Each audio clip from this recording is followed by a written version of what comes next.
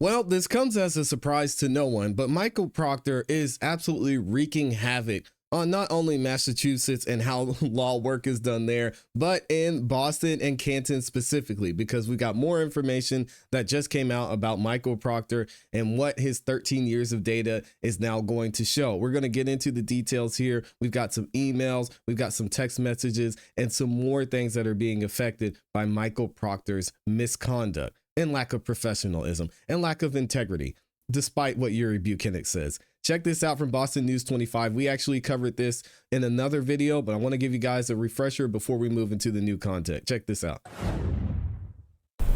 The number of cases that could be impacted by Michael Proctor's phone records is more than 3 times than what we thought. On 25 Investigates Ted Daniel, the former homicide detective's texts and other phone data could benefit 19 accused criminals. That's according to a recent court filing. These are the defendants. All of them are connected to murders in Norfolk County. Many are still awaiting trial. The oldest case, though, is from 2017. In that one, Cornell Bell was sentenced to life in prison for a deadly stabbing in Weymouth. State police fired Proctor in March, in part for his outrageous text messages in the Karen Reed case. If Proctor showed bias or maligned other defendants, the Norfolk DA's office is legally required to disclose that. I asked attorney and law tuber Peter Tragos about that obligation.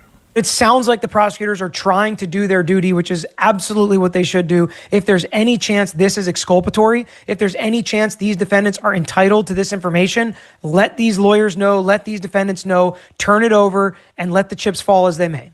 And this is Michael Proctor's worst nightmare. We've talked about this. This is the worst thing that could possibly happen as a result of this coming out. We saw Sergeant Good recently placed on administrative leave. We're going to talk about some other people whose job has been affected by Michael Proctor as well.